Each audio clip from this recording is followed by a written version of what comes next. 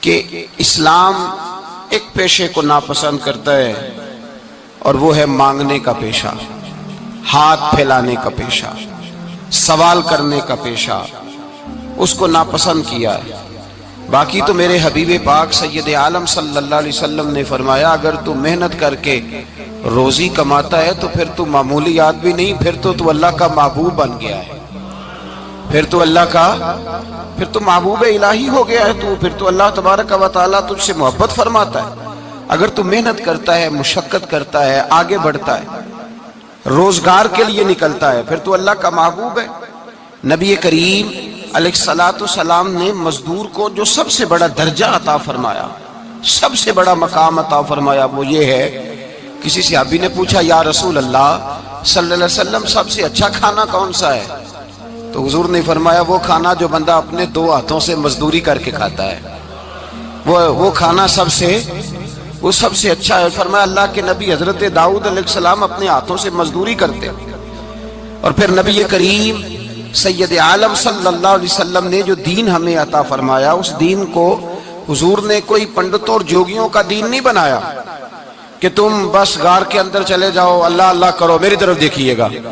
یہ نہیں فرمایا کہ تم بس ٹھیک ہے آ جاؤ مسجد تسبیح پکڑ لو، کوئی اور کام نہ کرو، بلکہ حکم دیا ہے کہ کسب معاش کرو، محنت کرو، جد و جہد کرو، ہاتھ ہلاؤ۔ قرآن مجید فرقان حمید نے کہا وَجَعَلْنَا اللَّيْلَ لِبَاسًا، رات تمہاری پردہ پوشی کے لیے بنائی گئی ہے، رات تمہاری پردہ پوشی کے، وَجَعَلْنَا النَّهَارَ مَعَاشًا، اور فرمایا دن تمہارے رزق کمانے کے لیے بنایا گیا، جد و جہد کے لیے۔ حضرت عیسیٰ علیہ السلام کی ایک نوجوان سے ملاقات ہوئی تو فرمایا تو کیا کرتا ہے؟ کہنے لگا میں عبادت کرتا ہوں۔ تو فرمایا کھاتا کہاں سے ہے؟ کہنے لگا میرا بھائی کمائی کرتا ہے تو وہ مجھے اس میں سے حصہ دیتا ہے۔ تو آپ فرمانے لگے پھر تو عبادت گزار نہیں، تیرا وہ بھائی تجھ سے زیادہ عبادت گزار ہے، جو تیرے لیے یہ بندوبست کرتا ہے، جو تجھے یہ جد و جہد کر کے دیتا ہے، وہ تیرے لیے۔ حضرت عمر فاروق رضی اللہ تعالیٰ عنہ نے اپنے دور خلافت میں شوق دلایا صحابہ کو، محنت کرنے کا شوق۔ ہمارے معاشرے کے اندر لوگ دوسرے کی کمائی پر وقت گزارنا چاہتے ہیں، دوسرے کے مال پر نظر رکھتے ہیں، مجھے کچھ سسرال سے مل جائے، کچھ مجھے رشتہ داروں سے مل جائے، کچھ مجھے دوست احباب سے مل جائے، کچھ مجھے باقی جگہوں سے مل جائے۔ لوگ مختلف جگہوں پہ نظر رکھتے ہیں اور مختلف ہیلوں اور بہانوں کے ساتھ دوسرے کا مال ہڑپ کرنے کی کوشش کرتے ہیں۔ میرے حبیب کریم علیہ السلام نے توجہ دلائی صحابہ کو، مزاج عطا فرمایا۔ نبی پاک صلی اللہ تعالیٰ علیہ وآلہ وسلم نے ارشاد فرمایا، حضرت عمر کی بات کر رہا تھا، پہلے اس کو مکمل کروں۔ جناب عمر فاروق رضی اللہ تعالیٰ عنہ نے شوق دلایا صحابہ کو۔ تو ایک دن آپ گزر رہے تھے تو ایک صحابی وہ درخت لگا رہے تھے، اپنے ہاتھ سے درخت لگا رہے تھے۔ تو حضرت عمر فاروق رضی اللہ تعالیٰ عنہ نے دیکھا تو دیکھ کر فرمانے لگے تجھے مبارک ہو، تجھے فرمایا اللہ تبارک و تعالیٰ تیری عزت بھی بڑھا دے گا اور تیری محتاجی بھی دور فرما دے گا، اس لیے کہ تو محنت کر رہا ہے، تو جد و جہد کر رہا ہے، تو اپنے ہاتھ سے کوشش کر رہا ہے، اللہ تبارک و تعالیٰ تیرا رزق بھی بڑھا دے گا اور اللہ تیری عزت میں بھی اضافہ کرے گا۔ نبی کریم علیہ السلام نے فرمایا عدل کرنے والے بادشاہ کے ساتھ جو آدمی جہاد کے لیے نکلے اس کا دین میں سب سے بڑا درجہ ہے، عدل کرنے والے حکمران کے ساتھ جو جہاد کے لیے نکلے اس کا سب سے بڑا درجہ ہے۔ فرمایا میرا وہ غلام جو صبح سے لے کر شام تک ایک دن رزق حلال کے لیے محنت کرتا ہے، فرمایا ایک پورا سال عدل کرنے والے بادشاہ کے ساتھ جہاد کرنے سے اللہ ایک دیہڑی لگانے والے مزدور کو زیادہ ثواب عطا فرمائے گا، اللہ اسے زیادہ اجر دے گا، اس لیے کہ وہ جد و جہد کر رہا ہے، وہ کوشش کر رہا ہے، میدان عمل میں نکلا ہوا ہے۔ مزدور کو ایک تو کاہلی بڑی ہے، ہر چوتھا نوجوان جس کو ہم دیکھتے ہیں اس کو پوچھتے تو کیا کرتا ہے، کہتا کاغذ جمع کرائے ہیں باہر جانے کے لیے، تو سالوں بیت گئے، بس وہ نہ کاغذ نکلے نہ صاحب باہر گئے۔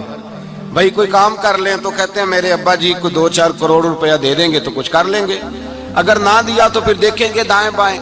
اور اس ظلم نے، اس زیادتی نے گناہ کے دروازے کھولے ہیں، لالچ کے دروازے کھولے ہیں، قتل کے دروازے کھولے ہیں۔ اس گناہ نے رشتے ناتے توڑ ڈالے. لوگ کسی کی ذات سے تو پیار کر ہی نہیں رہے, جیب سے محبت ہو رہی ہے. لوگ دیکھتے ہیں کہ کون سا ایسا طریقہ اختیار کروں کہ بغیر کمائی کے میرے ہاتھ پیسے آئیں. اور خدا کے بندو یاد رکھو, اللہ تبارک و تعالیٰ فرماتے ہیں دنیا تجھے کیا دے سکتی ہے, لوگ تو محتاج ہیں, تو محنت کر اور توجہ میری بارگاہ کی طرف رکھ.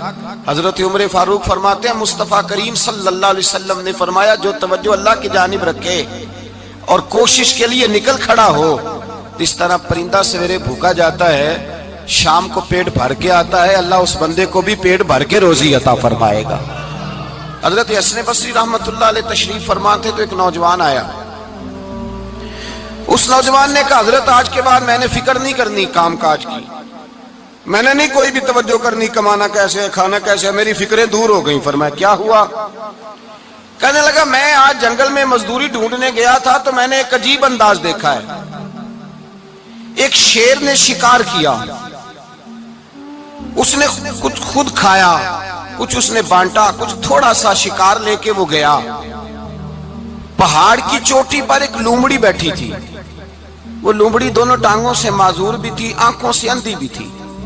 اس شیر نے جا کے اس کے منہ کے اندر وہ شکار ڈالا ہے اور لومڑی نے کھایا ہے. کہنے لگا جو رب اندھی اور لنگڑی لومڑی کو پہاڑ پر رزق دے سکتا ہے مجھے بھی دے دے گا, میں نے کوئی کام نہیں کرنا. تو حضرت حسن بصری رحمت اللہ علیہ فرمانے لگے کتنی چیزیں دیکھی تو نے, ایک شیر اور ایک لومڑی. فرمانے لگے تو نے لومڑی بننے کا پروگرام بنایا, شیر بننے کا کیوں نہیں بنایا؟ تو شیر بننا, خود بھی کھا دوسروں کو بھی کھلا, تو نے لومڑی بننے کا پروگرام بنایا ہے. مزدوروں گویا حضرت حسن بصری فرما رہے ہیں کہ مزدور لومڑی نہیں ہوتا, مزدور تو شیر ہوتا ہے. مزدور تو یہ تو شیر ہوتا ہے, شیر. اس کا مالک جو جس نے اس کو دیہڑی پہ رکھا ہے وہ بھی مزدور کی کمائی کھا رہا ہوتا ہے, وہ بھی مزدور کی. تو مزدور تو شیر ہے, انہیں سر جھکا کے نہیں جینا چاہیے, انہیں سر اٹھا کے جینا چاہیے. یہ تو بڑے قیمتی وجود کے لوگ ہیں جو مزدوری کرنے نکلتے ہیں, ان کے کچھ حقوق ہیں, کچھ حقوق. ہمارے حکمران بھی حقوق کا تعین کرتے ہیں, کہتے ہیں 15,000 سے زیادہ, یہ جو بجٹ آیا ہے نا اس میں 15,000 سے زیادہ, کہتے ہیں مزدور کی تنخواہ 15,000 ہونی چاہیے. کتنی جی؟ 15,000 سے کون سا گھر چلتا ہے؟ ویسے مولویوں کی بھی اتنی ہے, اور میرے خیال ہے کم مولویوں کی 15,000 ہے, 10 کے قریب ہی ہے. اور اس کو بھی کہتے ہیں کہ تو بڑا کھاتا ہے, ارادہ ہے عید کے بعد تجھے چھٹی کرا دی جائے, بڑے خرچے ہیں تیرے مولوی. 15,000 روپیہ تنخواہ مزدور کی, گزارا ہوتا ہے؟ آؤ میں تمہیں وہ اس بارگاہ پہ لے جاؤں جس نے سب کو شان عطا فرمائی ہے. حضرت ابوبکر صدیق رضی اللہ تعالیٰ عنہ خلیفۃ المسلمین بنے. خلیفہ بنے تو سویرے, جس رات خلیفہ بنے سویرے سر پہ ٹوکری رکھی, منڈی کی طرف جا رہے ہیں. حضرت عمر فاروق رضی اللہ تعالیٰ عنہ مولا علی شیر خدا کو کسی نے بتایا کہ وہ تمہارا خلیفہ تو جا رہا ہے مزدوری کرنے, وہ تو جا رہا ہے کمائی کرنے. حضرت علی شیر خدا مولا کائنات جناب فاروق اعظم دونوں نے رستے میں روکا. کہ ابو بکر کہاں جا رہے ہو؟ فرمانے لگے کام کرنے جا رہا ہوں, مزدوری کروں گا, منڈی میں جاؤں گا, تجارت کرتا تھا اس کو جاری رکھوں گا, بچوں کا پیٹ بھی تو پالنا ہے. اب تمہاری حکومت کے پیچھے بچے تو نہیں نا بھوکے مروا لینے, میں نے کچھ کرنا تو ہے. حضرت عمر کہنے لگے چلا آ کے بیٹھ, ہم صحابہ کو اکٹھا کرتے ہیں اور مال غنیمت سے تیرا وظیفہ لگاتے ہیں, آپ کو وظیفہ ملے گا ماہانہ. تو آپ بیٹھ کر کے مسجد میں تو ڈیوٹی کریں. بیٹھ گئے, مشاورت ہوئی تو حضرت ابوبکر صدیق رضی اللہ تعالیٰ عنہ سے پوچھنے لگے جناب بتلائیے آپ کا کتنا وظیفہ لگایا جائے؟ تو حضرت ابوبکر صدیق فرمانے لگے اتنا لگا دو جتنی ایک مزدور کی تنخواہ ہوتی ہے. تو ایک صحابی بول کے بڑے میٹھے اور دھیمے لہجے میں کہنے لگے ابو بکر اگر تیرا گزارا نہ ہوا تو, اگر تیرا گزارا نہ ہوا تو. حضرت ابوبکر صدیق فرمانے لگے اگر میرا گزارا نہ ہوا تو میں مزدوروں کی تنخواہوں میں اضافہ کر دوں گا, اگر مزدوروں کے گھر چلنے لگیں گے تو میرا بھی چلے گا, میں ان کی تنخواہیں بڑھاؤں گا صرف اپنی. تو مزدور کے حقوق کا تعین کیا. سب سے پہلے تو میرے نبی پاک علیہ السلام نے منع فرمایا, فرمایا جس کو مزدوری پر رکھو پہلے اس کے ساتھ اجرت طے کرو. حضور صلی اللہ علیہ وسلم نے فرمایا جب تک اجرت واضح نہ ہو جاؤ کسی کو کام پر, جب تک اجرت واضح نہ ہو جائے, مکمل نہ ہو جائے کہ کیا دینا ہے, طے کریں. کیا لوگے؟ جو جناب دے دیں گے لے لوں گا۔ شریعت اس کو پسند نہیں کرتی، محبوب نہیں رکھتی۔ پہلے اس کے ساتھ پہلا حق مزدور کو یہ دیا کہ اس کی اجرت پہلے، بولیے اجرت پہلے اجرت طے ہوگی، یہ پہلا حق ہے۔ اور مزدور کا دوسرا حق کیا بیان کیا میرے نبی پاک نے؟ فرمایا جب، اور یہ ایسی اعلیٰ بات ہے کہ جتنے حقوق لکھنے والے ہیں نا، جتنے بین الاقوامی سطح پر انسانی حقوق کا چارٹر بنانے والے ہیں، وہ کہتے ہیں کہ یہ ایسا نقطہ حضور نے بیان کر دیا ہے کہ اس سے آگے کو بڑھ ہی نہیں سکتا۔ یہ ایسی بات ہے کہ جس کی شرح بھی کوئی نہیں کر سکتا۔ میرے حبیب کریم علیہ الصلوۃ والسلام نے فرمایا پہلے طے کرو، اور کیا خوبصورت لفظ ہے، قانون بنا دیا۔ فرمایا جب مزدور مزدوری کر لے تو اس کا پسینہ خشک ہونے سے پہلے اسے ادا کر دینا۔ اس کا پسینہ خشک ہونے سے پہلے اسے اس کی مزدوری دے دو۔ بیچارے نے محنت کی ہے، اپنے گھر جائے۔ یہ نہیں کہ اس نے مزدوری کیا تو تم نے کہا نہیں ادھر سے پینٹ صحیح نہیں ہوا، یہ تو لے جا 2000 اور پھر میں تیرا حساب کروں گا، ابھی ذرا میں چیک کرا لوں 2-4 لوگوں کو بلا کر کے، وہ فلاں جگہ سے نا ایک کونا خالی رہ گیا۔ اللہ سے ڈرنا چاہیے، اللہ سے ڈرنا چاہیے۔ اگر اللہ تبارک و تعالیٰ نے 2-1 آدمیوں کو ملازم آپ کا بنا دیا ہے تو پھر خیال ہونا چاہیے۔ ایک صحابی اپنے خادم غلام کو مار رہے تھے تو میرے نبی پاک تشریف لائے۔ فرمایا کیوں اسے مار رہا ہے؟ حضور غلطیاں بڑی کرتا ہے۔ تو نبی پاک نے فرمایا جتنا تجھے اس پر اختیار ہے نا، اس سے کہیں بڑھ کر میرے رب کو تیرے اوپر بڑا اختیار ہے۔ کہا حضور یہ بڑی غلطی کرتا ہے، میں آخر کتنا معاف کروں؟ تو حضور نے فرمایا اتنا معاف کر جتنا میرا رب تجھے معاف فرماتا ہے۔ پتہ ہے تیری صبح سے لے کر شام تک کتنی کوتاہیاں ہیں۔ درگزر کا حکم دیا۔ پہلا حق یہ دیا مزدوری طے کرو، دوسرا حق یہ دیا پسینہ خشک ہونے سے پہلے ادا کرو، تیسرا حق یہ دیا کہ اس سے درگزر کرو، غلطی ہو جائے تو درگزر کرو۔ تو یا رسول اللہ مزدوری کتنی دیں؟ میرے نبی پاک بخاری مسلم حضور سید عالم صلی اللہ علیہ وسلم نے فرمایا مزدور کا حق بیان کیا نبی پاک نے، اور ایک بات ارشاد فرمائی تو اس کے اندر کئی پہلو، ایک حدیث میں کئی پہلو بیان فرمائے۔ حبیب پاک نے فرمایا جیسا تم کھاتے ہو ویسا ہی اسے کھلانا۔ کوئی نہیں، آپ شاید سو رہے ہیں کچھ حضرات۔ جیسا خود کھاتے ہو ویسا ہی، بھئی بس ختم ہو گئی بات۔ اتنی بڑی بات کر دی سرکار نے۔ کبھی دیکھا ہے آپ نے کہ مزدور کو ایسے کھلایا جا رہا ہو جیسا مالک کھا رہے ہیں؟ حضور نے فرمایا بھئی مزدوروں کا حق یہ ہے کہ جیسا تم نے کھانا ہے ویسا اسے کھلانا ہے، اور فرمایا جیسا تم نے پہننا ہے ویسا اسے پہنانا ہے۔ اور پھر میرے حبیب کریم علیہ الصلوۃ والسلام نے ارشاد فرمایا اس کی ہمت سے بڑھ کر تم اس پر بوجھ نہیں ڈال سکتے، جتنا کام وہ کر نہیں سکتا اتنا تم اسے دے نہیں سکتے۔ اور فرمایا اگر اتنا کام دینا ہے جو اس کی ہمت سے زیادہ ہے تو میں اس کے مالک کو کہتا ہوں وہ بھی اٹھ کے مزدور کے ساتھ کام پہ لگ جائے، اٹھے اس کے ساتھ کام میں شریک ہو جائے۔ مزدوری کا بھی تعین فرمایا، اور پھر اس کو کام کس مقدار کا دینا ہے، مزدور کو کس قدر زیادہ اس پر بوجھ ڈالا جائے گا، یہ بھی مصطفیٰ کریم نے بیان فرمایا۔ فرمایا جو لا یکلف اللہ نفسا الا وسعها، اللہ بھی تم پر وہ بوجھ نہیں ڈالتا جو تم اٹھا نہیں سکتے، تو کسی مزدور کو تم ایسا کام نہیں بتاؤ گے۔ حضرت عثمان غنی رضی اللہ تعالیٰ عنہ ایک دن حضرت عمر فاروق سے کہنے لگے عمر بس کر دے یار، تیرے بعد بھی تو لوگوں نے خلیفہ بننا ہے، کیسے کوئی تیرے رستے پہ چلے گا؟ تو حضرت عثمان غنی سے جناب عمر کہنے لگے کیا ہو گیا؟ آپ فرمانے لگے کل میں دیکھ رہا تھا کہ لوگ باغ میں مزدوری کر رہے تھے اور آپ امیر المومنین ہو کے ان کا ہاتھ بٹا رہے تھے، ہاتھ بٹا رہے تھے۔ تو حضرت عمر کہنے لگے بوڑھے تھے، بیمار تھے، مزدوری کر رہے تھے تو پسینہ بہ رہا تھا، کیا ہو گیا اگر تھوڑا سا میں نے ساتھ دے دیا؟ حضرت جناب سیدنا فاروق اعظم یہ لفظ کہتے ہوئے رو پڑے۔ آپ فرمانے لگے میں کسی بادشاہ کا شہزادہ نہیں، میں بھی اسی باپ کا بیٹا ہوں جو اونٹ چرا کے گزارا کیا کرتا تھا۔ میں نے آگے بڑھ کے لوگ حیثیت بھول جاتے، اپنی حیثیت بھول جاتے۔ اللہ تبارک و تعالیٰ جب کچھ عطا کرتا ہے ان کا رویہ اپنے ماتحتوں کے ساتھ اتنا سخت اور جابرانہ آمرانہ ہو جاتا ہے، اس قدر زیادہ ان کے لب و لہجے میں کڑواہٹ آ جاتی ہے، اس قدر زیادہ ان کی طبیعتوں کے اندر سختی اور غرور بھر جاتا ہے کہ وہ احساس ہی نہیں کرتے کہ جو سامنے بیٹھا ہے وہ بڑا ایک دکھی انسان ہے اور وہ تکلیف میں ہے، وہ آزمائش میں اپنے آپ کو مبتلا سمجھ رہا ہے۔ حضرت ابو ذر غفاری رضی اللہ تعالیٰ عنہ فرماتے ہیں میں اپنے ماتحتوں کے حق میں بڑا سخت تھا، سخت تھی میری طبیعت، میرے غلاموں کی جرت ہی نہیں تھی کہ وہ میرے سامنے گفتگو کر سکیں اور ٹھہر بھی سکیں۔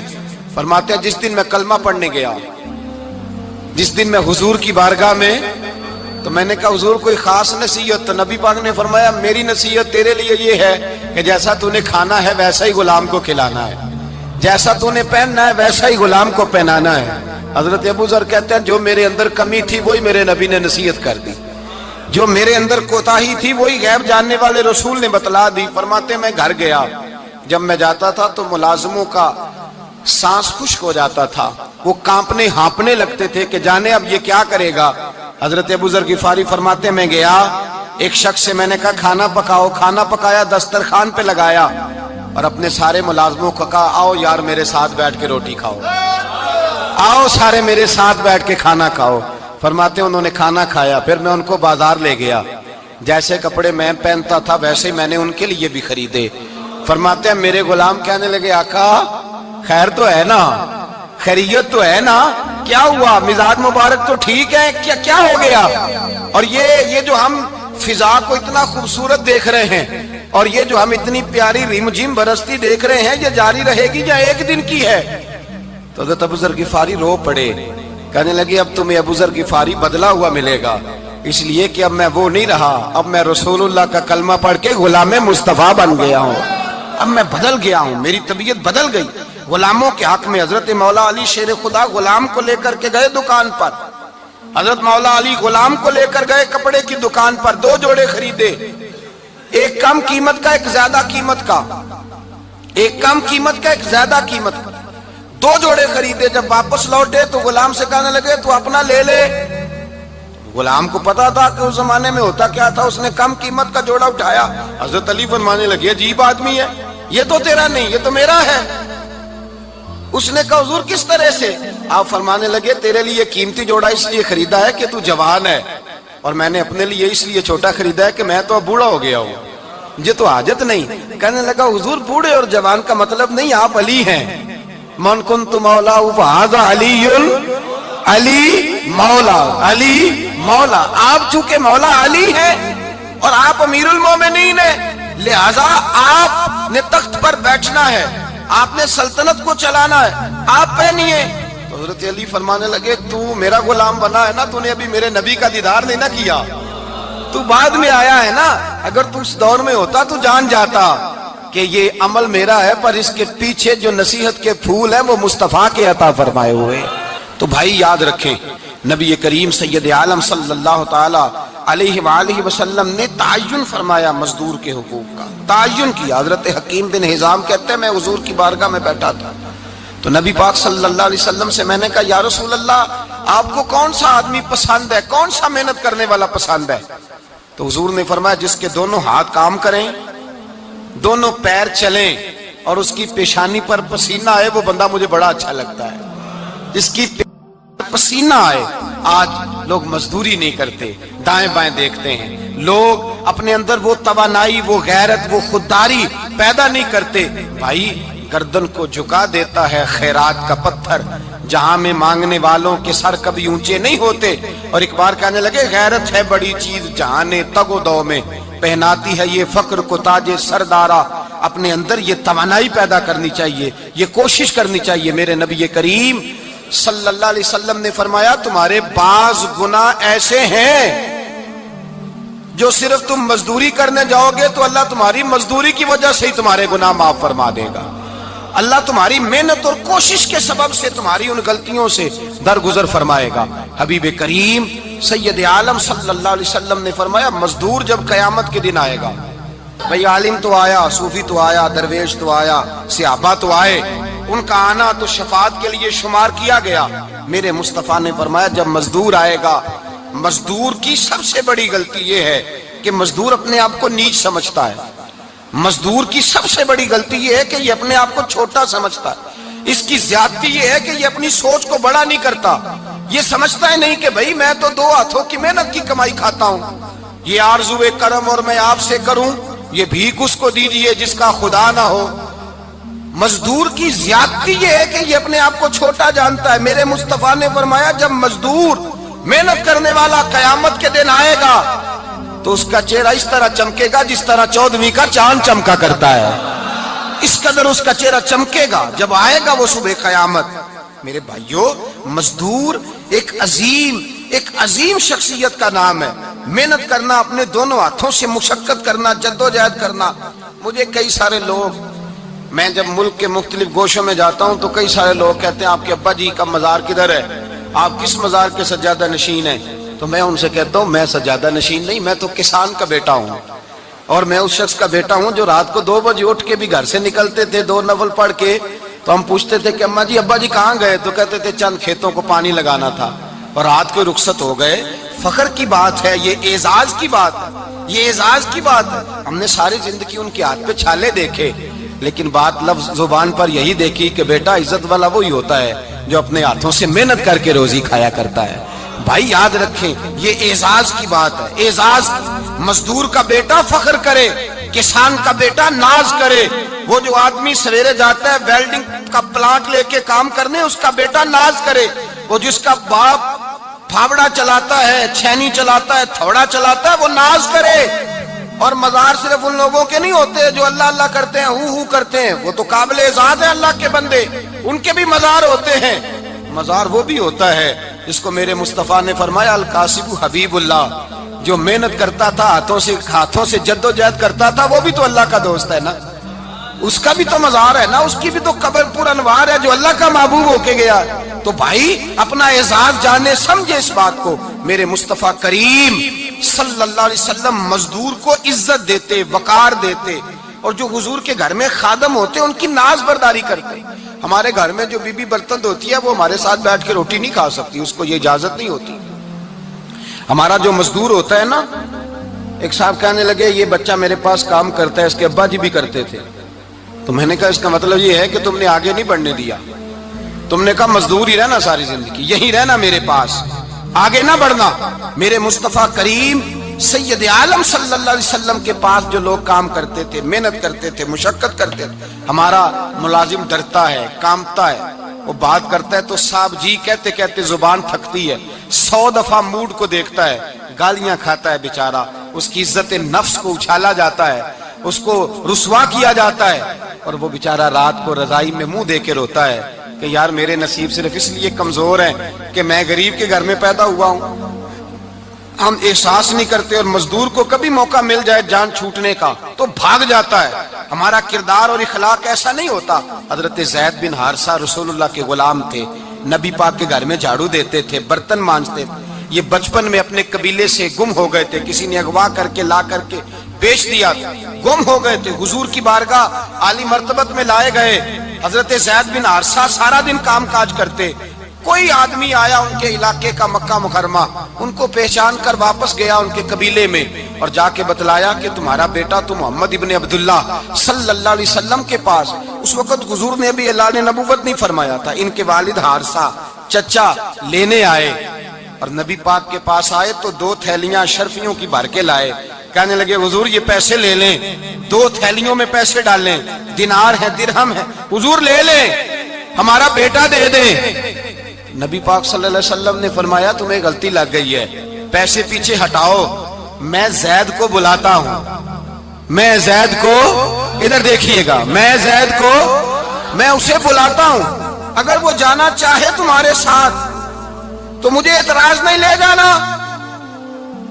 चचा और बाप कहने लगे आप अजीब बात करते हैं, वो गुलामी छोड़ के नहीं जाएगा, आप अजीब बात करते हैं, वो मजदूरी छोड़ के बादशाही इख्तियार नहीं करेगा, हम खाते पीते लोग हैं, उसकी माँ तरस गई है उसको मिलने को, बहनें रोती हैं, वो जाएगा नहीं। मेरे हबीब ने फरमाया तुमने अभी ये जायका चखा नहीं, तुम्हें इसका पता नहीं, तो मैं बुलाता हूं, अगर जाना चाहे तो पैसों की जरूरत नहीं, ले जाना। हजरत ज़ैद को पैगाम दिया, आए, हुजूर ने फरमाया वो तुम्हारे वालिद खड़े हैं, वो चचा हैं, लेने आए हैं। जनाबे ज़ैद गए, बाप के गले से लगे, बिछड़े हुए बाप बेटा एक दूसरे को मिलके खोल के रोए। का बेटा तेरी माँ की आंखें पत्थर हो गई तेरा रास्ता देख के, तेरी बहनें तरसती हैं तेरे चेहरे के दीदार को, بیٹا وہ گلیاں بھی روتی ہیں جن میں تو کھیلا کرتا تھا، پر اب فکر کی بات کوئی نہیں، اب کوئی پریشانی نہیں، میں پیسے لایا ہوں تجھے لے جاؤں گا۔ نبی پاک صلی اللہ علیہ وسلم نے دیکھا نا جب باپ بیٹے کی گفتگو ہو گئی، آنسو بہ گئے، بوجھ ہلکے ہو گئے، تو میرے کریم نے فرمایا زید اگر تم چچا کے ساتھ والد کے ساتھ جانا چاہو تو میری طرف سے اجازت ہے، تم جا سکتے ہو۔ یہ لفظ کہے تو جناب زید دوڑ کے حضور کے قدموں میں آ کے بیٹھ گئے، حضور کے قدموں میں بیٹھ گئے، اور گویا فاضل بریلوی علیہ رحمہ نقشہ بیان کرتے ہیں، کہنے لگے تیرے قدموں میں رہوں غیر کی ٹھوکر پہ نہ ڈال، میں جھڑکیاں کھاؤں کہاں چھوڑ کے صدقہ تیرا، اور تیرے قدموں میں جو ہے غیر کا منہ کیا دیکھے، کون نظروں پہ چڑھے دیکھ کے تلوا تیرا۔ کہنے لگے حضور میں نے نہیں جانا، میں یہیں رہوں گا۔ چچا اور باپ نے دیکھا تو کہنے لگے بیٹا تو غلامی چھوڑ کے نہیں جائے گا، تو ملازمت چھوڑ کے بادشاہی میں نہیں جائے گا۔ تو آپ کے والد کو آپ فرمانے لگے ابا جی ذرا 2 گھڑیاں یہاں رہ کے تو دیکھیں، یہاں 2 گھڑیاں رہ کے تو دیکھیں۔ فرمایا یہاں ملازموں کا وہ اعزاز ہے جو شہزادوں کا ہوا کرتا ہے، یہاں خادموں کی وہ عزت ہے، اور پتہ پھر ان کو مقام کیا ملا، یہ واحد شعبیاں جن کا نام اللہ نے قرآن پاک میں بیان فرمایا ہے، نام اللہ نے قرآن مجید میں بیان فرمایا۔ حضور کا اپنے غلاموں کے ساتھ جو تعلق تھا، اپنے ملازموں کے ساتھ جو رشتہ تھا، بڑا آدمی آتا ہے نا، بڑا آدمی تو لوگوں کی سانس سوکھ جاتے ہیں، اٹھ کے ملتے ہیں، بڑا کچھ کرتے ہیں۔ مزدور آتا ہے تو لوگ اوے کہہ کے پکارتے ہیں، ان کو خبر ہی نہیں کہ اس شخص کا اعزاز کتنا ہے۔ حضرت انس بن مالک رضی اللہ تعالیٰ عنہ فرماتے ہیں میں چھوٹا سا تھا، میری اماں مجھے حضور کے گھر چھوڑ گئی، میں نے 10 سال نوکری کی نبی پاک کی۔ کتنے سال بولیے؟ 12ویں دن لوگ کہتے ہیں بس بھائی ختم ہو گیا، اب فرینکنس ہو گئی ہے، اب جو مرضی تیرے ساتھ کریں گے۔ 10 سال نوکری کی میں نے، لیکن جناب انس فرماتے ہیں نبی پاک نے کبھی مجھے اف تک بھی نہیں کہا تھا، اف تک بھی نہیں کہا تھا، اف تک بھی۔ حضور نے بھیجا جاؤ فلاں آدمی کو بلا کر کے لاؤ۔ حضرت انس بن مالک رضی اللہ تعالیٰ عنہ فرماتے میں بلانے گیا، بچہ تھا چھوٹا سا، رستے میں بچے کھیل رہے تھے تو میں ان کے ساتھ کھیلنے لگا، محو ہو گیا، مجھے پتہ ہی نہ چلا وقت کا۔ حضور نے جب مجھے بھیجا تو فرمایا جلدی جانا اور جلدی آنا، اب مجھے خبر ہی نہیں، بڑی دیر ہو گئی۔ حضور وہاں انتظار کر کر کے خود تشریف لائے، کہتے جب نبی پاک آئے تو میں بچوں کے ساتھ کھیل رہا تھا، حضور نے جب مجھے کھیلتے ہوئے دیکھا، میری اچانک نظر پڑی تو میرے ہوش اڑ گئے۔ حضور نے تو کہا تھا جلدی آنا، اور میں یہاں کھیلنے لگا، یہاں اتنا الجھا کہ مجھے خیال نہیں رہا کس کام آیا ہوں۔ حضرت انس فرماتے ہیں میں ڈرنے لگا، جیسے جیسے حضور قریب آتے میری ٹانگیں کانپتی۔ فرماتے ہیں جب نبی پاک قریب آئے تو قربان جاؤں معصوم آمنہ کے، فرماتے ہیں حضور نے میری گردن پہ تھپکی دی، اور حضور نے ہنس کے فرمایا او بھائی لگتا ہے تو کھیل میں گم ہوا ہے تو تجھے یاد ہی نہیں رہا میں نے کس کام بھیجا تھا، تجھے یاد ہی نہیں رہا۔ کہ یا رسول اللہ صلی اللہ علیہ وسلم میں بھول گیا تھا، میں ابھی جاتا ہوں۔ کیا انداز ہے، کیا شفقت ہے، کیا رنگ ہے۔ حضور میں ابھی گیا اور ابھی آیا۔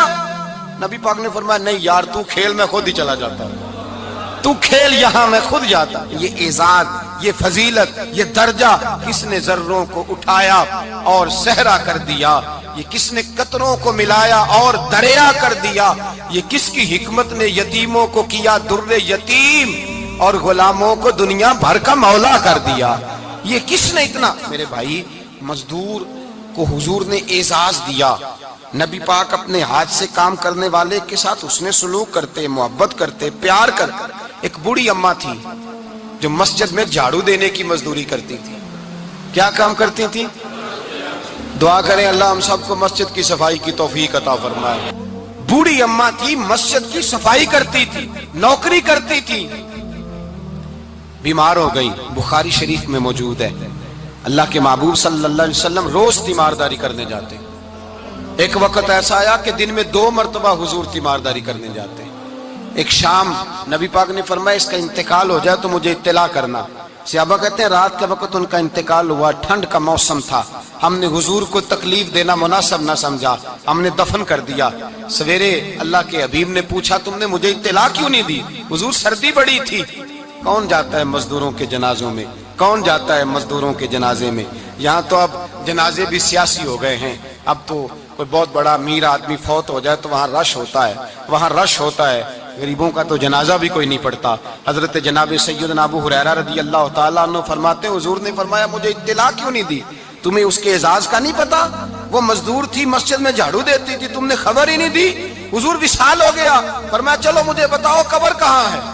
حضور سارا کچھ جانتے ہیں لیکن یہ ساری تمہید اس لیے بیان کی کہ ایک مزدور کی شان واضح ہو جائے۔ فرمایا بتاؤ قبر کہاں ہے؟ صحابہ کہتے ہیں ہم قبر پہ لے گئے تو میرے نبی نے فرمایا صفے بناؤ میں دوبارہ جنازہ پڑھاؤں گا۔ میں دوبارہ جنازہ نہیں ہو سکتا، اس وقت ہو سکتا ہے جب وارث نے نہ پڑھاؤ، پھر دوسرا جنازہ جائز ہے۔ وارث نہ پڑھے تو اس سے پہلے 20 جنازے بھی ہو جائیں تو جب وارث پڑھ لے پھر دوسرا جنازہ نہیں ہو سکتا۔ حضور نے دوسرا جنازہ اس لیے پڑھا ہے کہ حضور اپنی ساری امت کے وارث ہیں، نبی پاک ساری امت کے وارث ہیں۔ فرمایا پر بناؤ صفے میں جنازہ پڑھاتا ہوں۔ مزدور کو اعزاز دیا، پیار کیا۔ حضرت عبد الرحمن ابن عوف رضی اللہ تعالیٰ عنہ فرماتے ہیں ایک دن میرا دل کیا تھا کہ میں غریب ہو جاؤں۔ کیا ہو جاؤں؟ آپ اپنے لیے دعا نہ کریں لیکن حضرت عبد الرحمن ابن عوف کے الفاظ تو دہرائیں۔ وہ کیا کہہ رہے ہیں کہ میرا دل کرتا تھا میں اللہ ایک دن میرا، بڑے امیر آدمی تھے نا، صحابہ میں سب سے زیادہ امیر، فرمانے لگے ایک دن میرا دل کیا میں غریب ہو جاؤں، غربت پسند کر لوں۔ اصل میں غریب کو اپنی شان کا نہیں نہ پتا، اسے جس دن پتہ چل گیا کہ میں غریب کی عظمت کتنی ہے، غریب ہر وقت اپنے آپ کو کوستا ہی رہتا ہے۔ اور میں اکثر کہتا ہوں کہ یہ بڑے کا قصور نہیں کہ اس نے تجھے چھوٹا جانا ہے، یہ تیرا قصور ہے۔ تو احساس کمتری میں کیوں مبتلا ہوا؟ تو نے اپنے آپ کو چھوٹا کیوں جانا؟ تو نے اپنے آپ کو کمزور کیوں سمجھا؟ تو نے کیوں سمجھا کہ میں مزدور ہوں تو میری عزت ہی کوئی نہیں، میرا مقام کوئی نہیں؟ کیوں تو نے ایسا سمجھا اپنے لیے؟ حضرت عبد الرحمن میرے بھائی یاد رکھیں جب غریب کو پتہ چلے میری شان کیا ہے، میرے نبی پاک نے فرمایا میں غریبوں کے بیچ آیا ہوں، میں غریبوں میں رہا ہوں، میرے دائیں بائیں غریب رہتے ہیں، اور قیامت کے دن جب میں جنت میں جاؤں گا تو میرے آگے پیچھے غریب لوگ ہی ہوں گے، میں غریبوں کے ساتھ مل کے جنت میں جاؤں گا۔ حضرت عبد الرحمن ابن عوف کہتے ہیں ایک دن میرا بھی دل کیا تھا، یہ سب سے امیر تھے صحابہ میں، اور حضور نے فرمایا تو پکا جنتی ہے پر سب سے آخر میں جنت میں جائے گا، اس لیے کہ جتنا مال ہے اتنا حساب بھی تو دینا ہے نا، پکے۔ حضرت عبد الرحمن ابن عوف کہتے ہیں ایک دیہڑے دل کیا تھا کہ میں ماڑا ہوتا، میں غریب ہوتا، یہ دل کیا میرا۔ کہا کس طرح؟ فرمانے لگے ایک مزدور صحابی تھے حضرت سعد انصاری نام تھا، وہ حضور سے ملنے آئے، جب انہوں نے ہاتھ ملایا نا نبی پاک سے تو حضور نے ان کا ہاتھ تھام لیا۔ غریبوں کمال کر دی میرے مصطفیٰ کریم نے، نبی پاک نے ہاتھ تھاما، حضور نے ہاتھ، آپ کو اس بات کی لذت نہیں آئی شاید، نبی پاک نے ہاتھ تھاما مزدور کا، مزدور کہتا میں نے چھڑانا چاہا تو حضور نے پکڑ لیا دبا کے، اور جب تھام لیا تو میں ٹھہر گیا، میں اپنی قسمت پہ ناز کرنے لگا، حضور نے میرا ہاتھ کھولا، کہتے ہیں ہاتھ پہ چھالے تھے، جگہ جگہ چھالے بنے ہوئے تھے، تو نبی کریم صلی اللہ تعالی علیہ وآلہ وسلم نے ہاتھ کھول کے فرمایا سعد یہ کیا ہوا؟ عرض کی حضور غریب ہوں، بوڑھے ماں باپ ہیں، چھوٹے چھوٹے بچے ہیں، بہن بھائیوں کے حقوق ہیں، بیوی کے منہ میں حلال کا لقمہ دینا ہوتا ہے، یا رسول اللہ پھاوڑا لے کے، کئی لے کے، کدال لے کے، بیلچا لے کے مزدوری کرتا ہوں، میدان میں نکلتا ہوں، صبح سے گیا تھا اب آیا ہوں، ہاتھوں میں نشان پڑ گئے ہیں۔ حضرت عبد الرحمن ابن عوف فرماتے ہیں جس کے قدم چومنے کو دنیا ترسے، اس رسول نے سر مبارک جھکایا اور غریب کے ہاتھ کو چوم لیا، نبی پاک نے بوسہ دیا، اور پھر فرمایا کیا؟ فرمایا یہ وہ ہاتھ ہیں جن سے خدا بھی پیار کرتا ہے، محمد مصطفیٰ بھی محبت فرماتے ہیں۔ نبی رحمت علیہ السلام نے فرمایا یہ تیرا وہ ہاتھ ہے جس سے اللہ بھی پیار کرتا ہے اور اللہ کا۔ تو مزدور کو پھر ناز کرنا چاہیے کہ پریشان رہنا چاہیے؟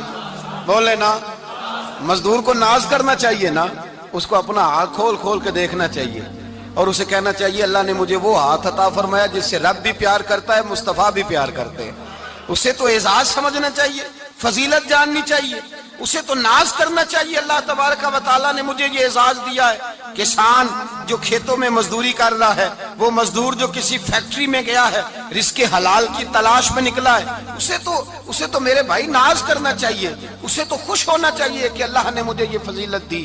ترستے ہوئے غریب، جان بوجھ کے اپنے آپ کو پریشان رکھتے ہوئے لوگ اگر جان جائیں کہ فضیلت کیا ہے، عظمت کیا ہے، اور پھر غلام کے ساتھ سلوک کیا کرنا ہے، ایک یہودی کا بیٹا نبی پاک کی خدمت کرتا تھا اکثر. یہودی کا بچہ، وہ بیمار ہو گیا، روز آتا تھا، چھوٹے موٹے کام کرتا تھا، بیمار ہو گیا. حضور نے فرمایا چلو تیمارداری کرنے چلتے ہیں. کس کی؟ جی غلام کی، نوکر کی. یہاں صاحب کہتے ہیں 5,000 روپیہ لے جاؤ، وہ بڑے احسان کے ساتھ 5,000 روپیہ لے جاؤ اور دے آنا، اور اسے کہنا سر جی پوچھ رہے تھے تیرا کیا حال ہے. وہ بات ختم ہو گئی. حضور بنفس نفیس گئے اور غریب کا گھر تھا. وہ یہودی باہر نکلا جس کا بیٹا بیمار تھا، تو کہتا جب دروازے پہ میں نے مسلمانوں کے نبی کو کھڑے دیکھا تو میرے پیروں تلے زمین ہی نکل گئی. میں نے کہا حضور مجھ غریب کی کٹیا میں کیسے آئے؟ پر میں تجھے پتا ہے نا تیرا بچہ میری نوکری کرتا تھا، یا کبھی بیمار ہو گیا، میں تیمارداری کرنے آیا.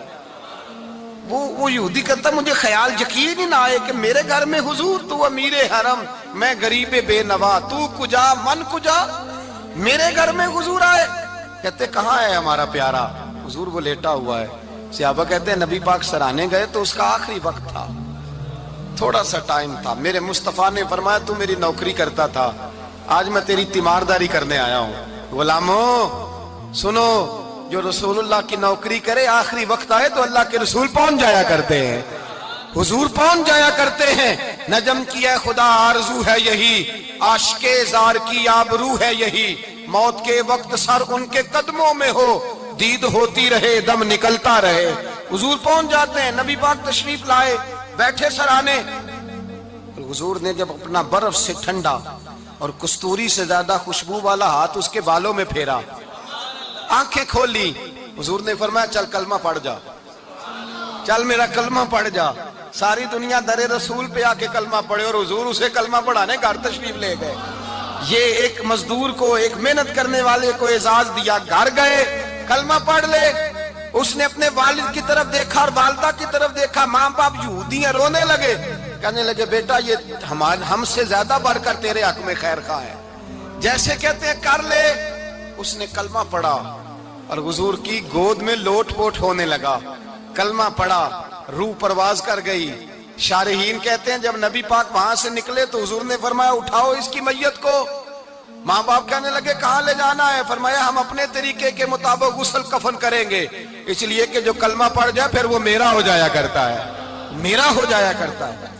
بھائی یاد رکھیں، مزدور کو حضرت ربیہ بن کعب فرماتے ہیں میں حضور کو وضو کراتا تھا، رات کا وضو میری ذمہ داری تھی، صرف ایک وضو رات کا. ہمارے ہاں تو 25 سال مزدور مزدوری کر کے چلا جاتا ہے، پر وہ مزدور ہی رہتا ہے، وہ مزدور ہے، اس کا کوئی اعزاز نہیں، کوئی اس کے لیے وہ کہتے ہیں اب بابا جی آپ کو کھانسی زیادہ آتی ہے، اپنے بیٹے کو لگا دیں، کسی اور کی ڈیوٹی لگا دیں، اب آپ کام نہیں کر سکتے. 25 سال نوکری کی، ملا کیا؟ حضرت ربیہ کہتے ہیں میں وضو کراتا تھا رات کا. میرے نبی پاک نے فرمایا شادی کیوں نہیں کرتا؟ تو میں نے کہا یا رسول اللہ نہ میرے پاس حسن ہے، نہ پیسے ہیں، نہ کوئی کاروبار ہے، مجھے کون رشتہ دے گا؟ میرا روپ بھی نہیں تے میرا رنگ بھی نہیں، میں نے یار مناؤن دا ٹانگ بھی نہیں، کون مجھے رشتہ دے گا؟ کہتے ہیں حضور خاموش ہو گئے. دوسرا دن آیا تو میں وضو کرانے پہنچا تو نبی پاک نے فرمایا شادی کیوں نہیں کرتا؟ کہتے ہیں میں نے کہا حضور کون رشتہ دے گا؟ وہی 3 باتیں دہرائیں، نہ پیسے ہیں، نہ حسن ہے، نہ کوئی کاروبار ہے، نہ مکان ہے. فرمایا حضور نے تیسرے دن پھر کہا. جب دوسرا دن ہوا نا تو حضور نے کہا، حضور خاموش ہوئے میرے جواب پر. میں نے کہا یار کتنا بیوقوف ہوں، حضور روز پوچھتے ہیں اور میں جواب ہی نہیں دیتا. کہتے ہیں تیسرے دن میں نے ارادہ کیا آج نبی پاک پوچھیں گے تو میں کہوں گا حضور جیسے دل کرتا ویسے ہی کرا دیں. کہتے ہیں تیسرے دن میں گیا، سارا وضو کرا لیا پر نبی پاک نے پوچھا ہی نہیں. میں ارادہ کر کے گیا تھا کہ آج پوچھیں گے تو بتا دوں گا، حضور نے پوچھا ہی نہیں. فرماتے ہیں وضو مکمل ہو گیا، میں دروازے تک چلا گیا تو مصطفیٰ نے آواز دی. فرمایا واپس پلٹ نہ، میں پلٹا تو حضور نے فرمایا تو شادی کیوں نہیں کرتا؟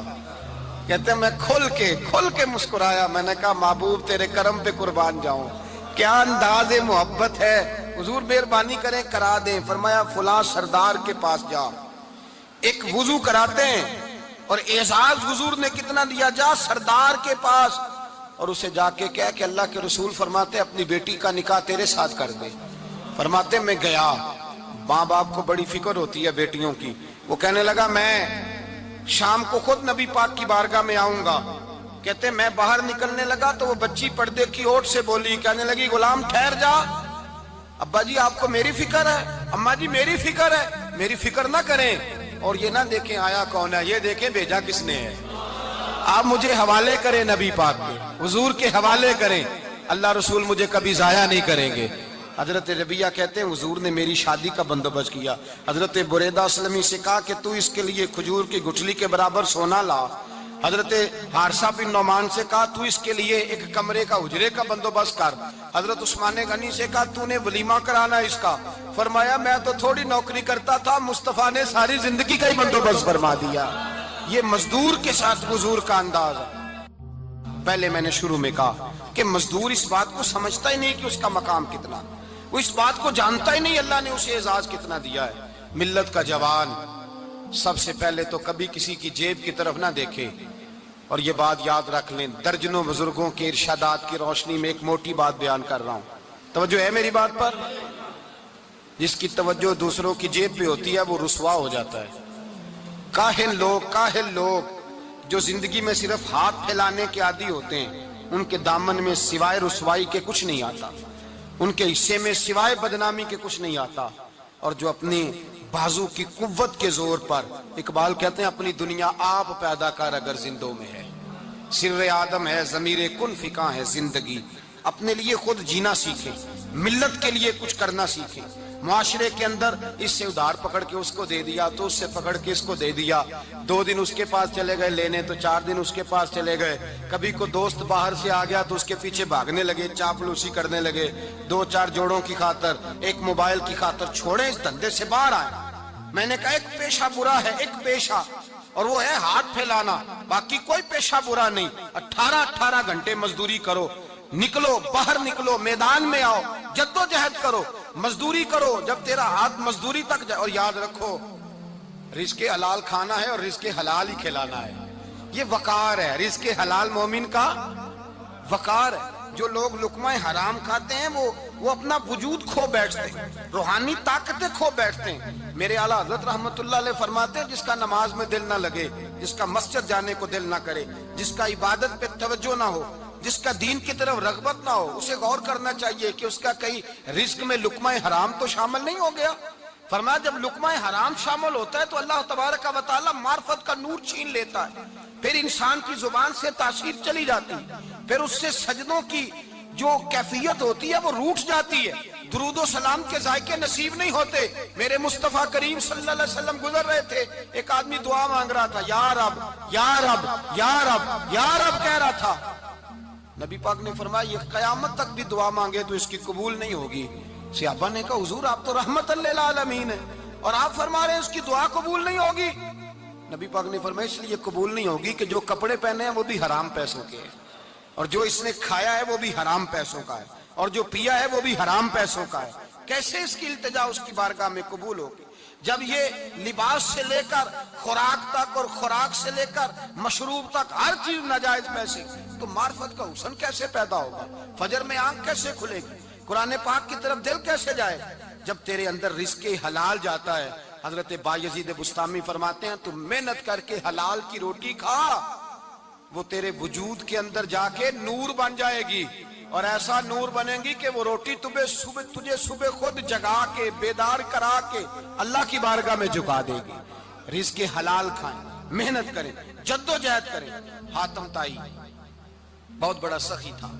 کسی شخص نے ایک دن حاتم طائی سے پوچھا کہ تو نے کبھی اپنے سے بھی بڑا سخی دیکھا ہے؟ کہنے لگا ہاں میں نے اپنے شہر کا ایک بابا دیکھا تو مجھ سے بھی زیادہ سخی ہے, مجھ سے بھی زیادہ سخی, مجھ سے بھی زیادہ. تجھ سے زیادہ؟ کہنے لگے میں نے سارے شہر کی دعوت پکائی, چھوٹے بڑے امیر غریب سارے آئے, دعوت پکائی سارے شہر کی, سب لوگ آئے, ہر آدمی کو میں نے بلایا, علماء کو, ادیبوں کو, شاعروں کو, تاجروں کو, صنعت کاروں کو, سب کو دعوت دی. میں نے سوچا کہ ذرا دیکھوں تو صحیح پلٹ کے کوئی رہ تو نہیں گیا جو آیا نہ ہو. چہرے پہ میں نے نقاب ڈالا اور میں باہر نکلا.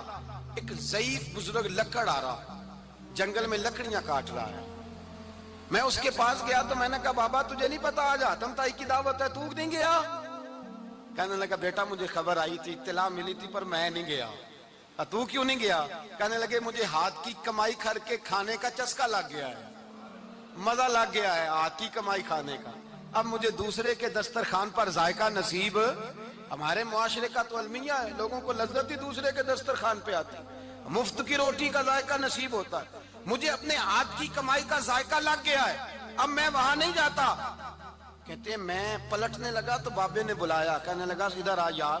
میں گیا تو اس نے 5 آنے نکالے، کہنے لگا حاتم تائی کا جو بندہ لنگر پکانے والا ہوا نا، یہ 5 آنے اسے دے دینا، حاتم تائی کو ضرورت نہیں میرے پیسوں، تو بڑا امیر آدمی ہے، یہ اس کو دے دینا 5 آنے لنگر والے کو، اور اس کو کہنا بڑے بڑے نیک لوگ آئے ہیں دعوت میں، 5 آنے میرے بھی شامل کر لیں، اور میرے ہاتھ کی کمائی چلو میری بھی روٹی کوئی کھا لے گا، کوئی اچھا آدمی میرے حصے کے میرے دیے ہوئے پیسوں سے لقمہ کھا لے گا تو اجر مل جائے گا۔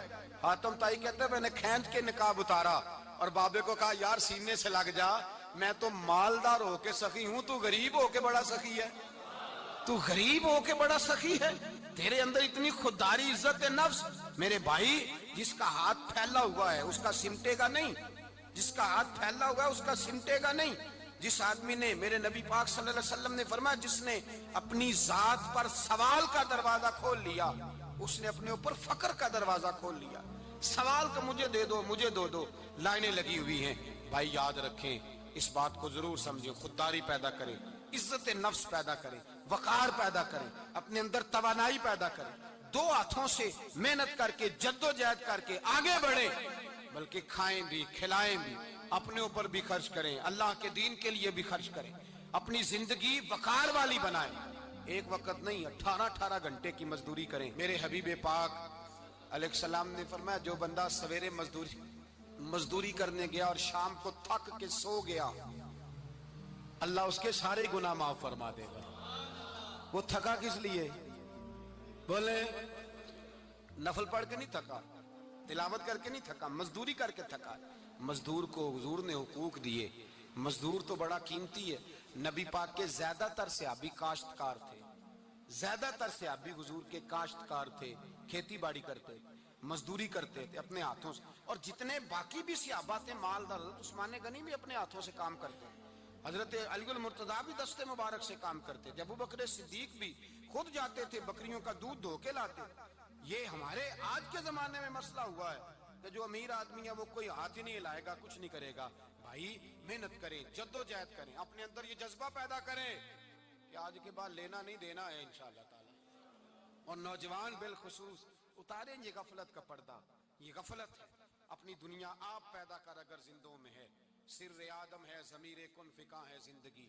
میرے بھائی وقار کے ساتھ سر اٹھا کے وہی بندہ جیے گا جو، اور پھر مزدور اگر اپنے آپ کو وقار دیتا ہے